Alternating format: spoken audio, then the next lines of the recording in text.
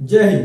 मैं हूं इमाम हुसैन और आप देख रहे हैं टाइम्स ऑफ हुबली की स्पेशल रिपोर्ट। केशापुर के पीएस और पीआई के नेतृत्व में एक टीम ने हुबली के केशापुर के एक खाली लेआउट में मृतक के पैसे ऐंठने और उसकी हत्या करने के मामले में गौस मोहम्मद नदाफ नाम के एक आरोपी को गिरफ्तार करके कल उसे अदालत में पेश किया। हुबली धारवाड़ पुलिस का कहना है कि केशापुर के एक खाली लेआउट में रोड के किनारे झाड़ियों में एक लाश मिली थी जिसकी पहचान नहीं हो पाई थी। बाद में पुलिस इन्वेस्टिगेशन में पता चला कि मरने वाले का नाम कुमार है और उसकी उम्र 52 इयर्स बताई जा रही है। बताया जा रहा है कि आरोपी ने पहले कुमार के पैसे ऐंठे और उसके बाद कुमार की हत्या कर दी। अब आरोपी पुलिस की हिरासत में है। चलिए जानते हैं Hubli Dharwad police commissioner N Shashikumar सरकार इस मर्डर केस के बारे में क्या कहना है।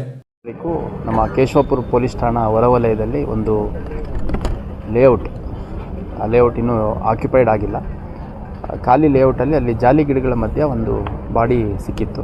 ಆ ಬಾಡಿ ಇನಿಷಿಯಲಿ ಐಡೆಂಟಿಫೈ ಆಗಿರಲಿಲ್ಲ ಮತ್ತು ಭಾಳ ಸ್ಪಷ್ಟವಾದ ಎಕ್ಸ್ಟರ್ನಲ್ ಇಂಜುರೀಸ್ ಯಾವುದೂ ಕಂಡು ಬಂದಿರಲಿಲ್ಲ. ಅದರ ಹಿನ್ನೆಲೆಯಲ್ಲಿ ಒಂದು ಅನುಮಾನಾಸ್ಪದ ಸಾವು ಅನ್ನುವಂಥ ಶೀರ್ಷಿಕೆಯಲ್ಲಿ ನಾವೊಂದು ಪ್ರಕರಣ ದಾಖಲು ಮಾಡ್ಕೊಂಡಿದ್ವಿ.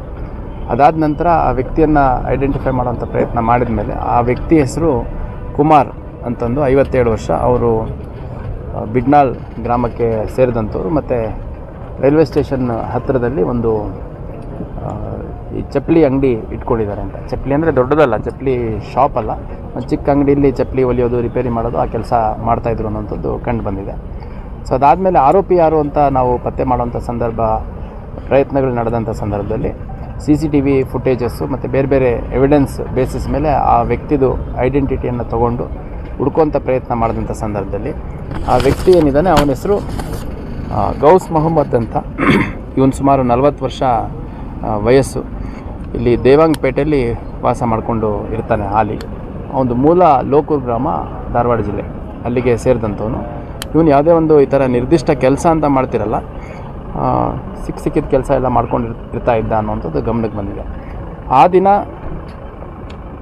ಈ ಮೃತನ ಹತ್ತಿರ ಹೋಗ್ಬಿಟ್ಟು ಇವನು ಗಾಡೀಲಿ ಹತ್ತಿಸ್ಕೊಂಡು ಕೃತ್ಯ ನಡೆದ ಸ್ಥಳಕ್ಕೆ ಕರ್ಕೊಂಡು ಹೋಗಿದ್ದಾನೆ.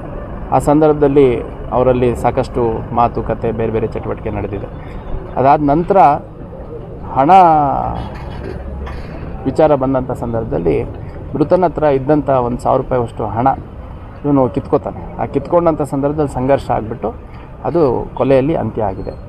ಅದು ಪೋಸ್ಟ್ಮಾರ್ಟಮ್ ರಿಪೋರ್ಟಲ್ಲಿ, ಪ್ರೈಮರಿ ರಿಪೋರ್ಟಲ್ಲಿ ಅದು ಆಸ್ಫಿಕ್ಸಿಯೇಟ್ ಮಾಡಿಬಿಟ್ಟು, ಅಂದರೆ ಕತ್ತಿಗೆ ಮತ್ತು ಬಾಯಿಗೆ ಒತ್ತಿಬಿಟ್ಟು ಉಸಿರು ನಿಲ್ಲಿಸೋದ್ರ ಮುಖಾಂತರ ಸಾವಾಗಿದೆ ಅನ್ನೋಂಥದ್ದು ಸದ್ಯಕ್ಕೆ ಕಂಡು ಬಂದಿದೆ. ಇನ್ನು ವಿವರವಾದಂಥ ಪೋಸ್ಟ್ಮಾರ್ಟಮ್ ವರದಿ ಬರಬೇಕಾಗಿದೆ. ಎಷ್ಟು ಬಾರಿ ಭೇಟಿ ಮಾಡಿದರು ಅನ್ನೋಂಥದ್ದು, ಆಗಾಗ ಒಬ್ರಿಗೊಬ್ಬರು ಕಾಂಟ್ಯಾಕ್ಟ್ ಮಾಡಿಕೊಂಡು ಔಟ್ಸ್ಕಟ್ಸ್ಗಳಿಗೆ ಹೋಗುವಂಥದ್ದು ಇತ್ತು ಅನ್ನೋಂಥದ್ದು. ಮತ್ತು ತನಿಖಾಧಿಕಾರಿಗಳು ಮೃತನ ಮೇಲೇನಾದರೂ ಅಸಹಜ ಲೈಂಗಿಕ ಕ್ರಿಯೆ ನಡೆದಿದೆಯಾ ಅನ್ನೋಂಥದ್ರ ಬಗ್ಗೆ ವರದಿ ಕೊಡಿ ಅಂತ ಡಾಕ್ಟ್ರಿಗೆ ಪೋಸ್ಟ್ಮಾರ್ಟಮ್ ರಿಪೋರ್ಟಲ್ಲಿ ಅದ್ರ ಬಗ್ಗೆ ಪತ್ತೆ ಮಾಡಿ ಅನ್ನೋಂಥದ್ದು ಕೂಡ ತಮ್ಮ ಸಬ್ಮಿಷನಲ್ಲಿ ಕೊಟ್ಟಿದ್ದಾರೆ. ಆರೋಪಿ ಪ್ರಯತ್ನಿಸಿದ್ದೆ ಅಂತ ಹೇಳ್ತಾನೆ, ಅಂದರೆ ಮೃತನ ಮೇಲೆ ಅಸಹಜ ಲೈಂಗಿಕ ಕ್ರಿಯೆಗೆ ಪ್ರಯತ್ನ ಮಾಡಿದೆ, ಅವನು ಅದನ್ನು ರೆಸಿಸ್ಟ್ ಮಾಡ್ದ. ಆಮೇಲೆ ಮತ್ತೆ ಹಣದ ವಿಷಯ ಬಂದಾಗ ನಂತರದಲ್ಲಿ ಕೊಲೆ ಆಯಿತು ಅಂತಂದು ವಾಲೆಂಟ್ ಸ್ಟೇಟ್ಮೆಂಟಲ್ಲಿ ಹೇಳಿದ್ದಾನೆ. ಅದಕ್ಕೆ ಪೂರಕವಾದ ಎವಿಡೆನ್ಸ್ ಏನು ನಮಗೆ ಮೆಡಿಕಲ್ ಎವಿಡೆನ್ಸ್ ಸಿಗುತ್ತೆ ಅನ್ನೋಂಥದ್ದು पोस्टमार्टम रिपोर्ट वेटिंग। इसी तरह की हुबली और हुबली के अतराफ की खबरें जानने के लिए बने रहिए हमारे साथ टाइम्स ऑफ हुबली के साथ। धन्यवाद।